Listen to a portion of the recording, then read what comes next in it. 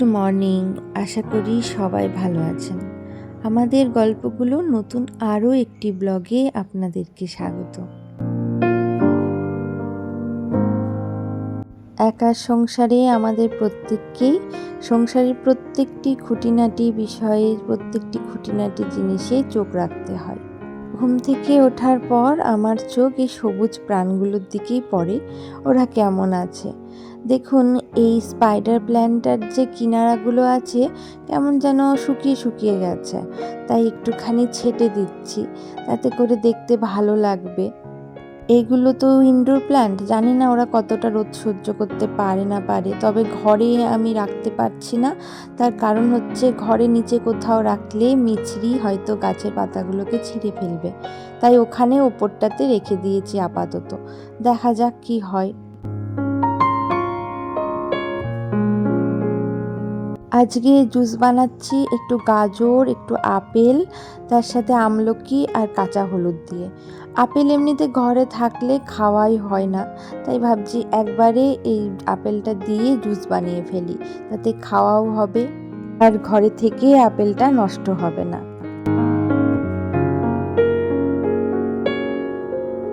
আজকে আমার ওঠার সাথে সাথেই মিছরি ঘুম থেকে উঠে গেছে, তাই সকালবেলাটা একটু আমার কাজের দেরি হয়ে গেছে। ঘুম থেকে ওঠার পর বাচ্চারা তো জানেনই, একটু মায়ের কোলে থাকতে চায়, মাকে কাছছাড়া করতে চায় না। সেই কারণে আজকে সকালবেলা একটু লেট হয়ে গেল। কিছু কিছু সময় মিছরি এতটাই বায়না করে যে আমাকেই ওকে সবটা করিয়ে দিতে হবে। ওকে দুধ খাওয়ানো, জল খাওয়ানো, ব্রাশ করানো, ফ্রেশ করানো অন্য কারোর কাছেই করতে চায় না, তখন আমাকেই ওকে সবটা করিয়ে দিতে হয়। তাই হাতে কাজ থাকলেও কাজ ফেলে আগে ওকে ফ্রেশ করাই বা ওর কাজগুলো করি, তারপরে আমি সংসারের কাজগুলো করতে পারি। আজ সকালে বিশেষ কিছু রান্নাবান্না করিনি। কালকে কিছু তরকারি ছিল, সেগুলো গরম করে সকালবেলা একটু ভাত করে খেয়ে নিয়েছি। যেহেতু সকালটায় সময় পাইনি, অনেকটা দেরি হয়ে গেছে। এখন আমি রান্না করছি একটু আলু বেগুন দিয়ে মাছের ঝোল, আর মাছের মাথা দিয়ে একটু বাঁধাকপি রান্না করছি। আর এই সময়টা আমার জন্য ভীষণ গুরুত্বপূর্ণ। এই সময়টাতে আমি রান্নাবান্নার পাশাপাশি মিছরিকে খাবার খাওয়ানো, জল খাওয়ানো, আর তার সাথে মিছরি স্নানের টাইমও হয়ে যায়, ওকে স্নান করাতে হয়। আর আজ তো মিছরি তাড়াতাড়ি ঘুম থেকে উঠে গেছে, আজকে ওর ঘুমও পেয়ে গেছে, কান্নাকাটি অলরেডি শুরু করে দিয়েছে। তাই রান্না করতে করতে হয়তো ওকে স্নান করাতে যেতে হতে পারে।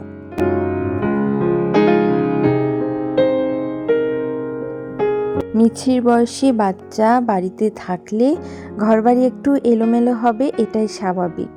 জিনিসপত্র এলোমেলো করবে, সেগুলো নিয়ে খেলবে, ছুঁড়ে ফেলবে, এগুলোই এখন ওদের বয়সের স্বভাব।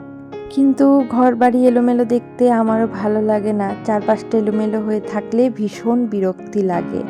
তবে মনে মনে ভাবি যে হ্যাঁ, এই দিনগুলো তো সবসময় থাকবে না। যখন মিছরি বড় হয়ে যাবে তখন ঠিকঠাকই গোছানো থাকবে, এই এলোমেলোগুলো তখন আর থাকবে না। তাই তখন মনকে সান্ত্বনা দিই যে এখন একটু কষ্ট হচ্ছে বারবার গোছাতে, তখন আর সেটা হবে না।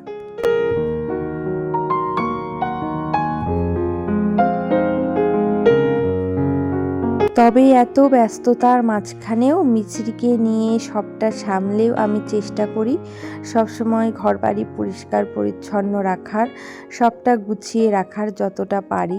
কারণ অগোছালো অপরিচ্ছন্ন ঘরবাড়ি আমাদের মনে কিন্তু নেগেটিভ এফেক্ট ফেলে।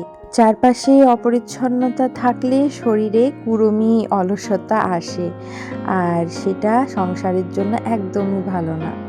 বড়রা যারা আগেকার সময়ের মানুষ, ওনারা বলে থাকেন যে বাড়িঘর যদি পরিষ্কার পরিচ্ছন্ন রাখা হয় তাহলে সেখানে মা লক্ষ্মী বিরাজ করেন। এটা তো সত্যি কথাই। আর তাছাড়াও যদি ঘরবাড়ি পরিষ্কার রাখি তাহলে আমাদের মধ্যে একটা পজিটিভ এনার্জি আসে, একটা পজিটিভ ভাইবস আসে, তাতে করে সেটা সংসারের জন্য তো মঙ্গল হয়ই, আর আমরাও অনেকটা ভালো থাকি। চারপাশটা পরিষ্কার পরিচ্ছন্ন থাকলে বাড়িতে বা আমাদের মনে নেগেটিভ শক্তি থাকলেও তা দূর হয়ে যায়।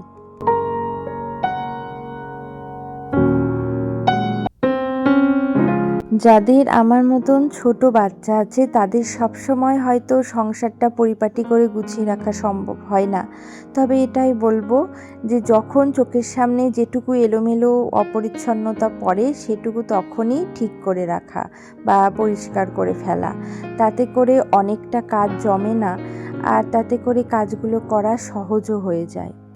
আমার মতে রান্না বান্না অল্প কিছু করলাম, আর বাকি সময়টা ঘরবাড়ি পরিষ্কার পরিচ্ছন্ন রাখার জন্য ব্যয় করলাম। মিছরি এখন ঘুমাচ্ছে, আর এই সময়টাকেই আমি কাজে লাগাবো। এখন প্রচুর কাজ আছে আমার, আর আমি সবসময় ও যখন ঘুমাই সেই সময়টাই তাড়াতাড়ি করে সব কাজগুলো সেরে নেওয়ার চেষ্টা করি। আর যেহেতু মিছরি সকালবেলা খুব তাড়াতাড়ি ঘুম থেকে উঠে গেছে, তাই ও এই সময়টাই এখন অনেকক্ষণ ঘুমাবে। তাই আজকে রান্নাঘরের এদিক ওদিক কোণাগুলো একটু মোছামুছি করে নিলাম।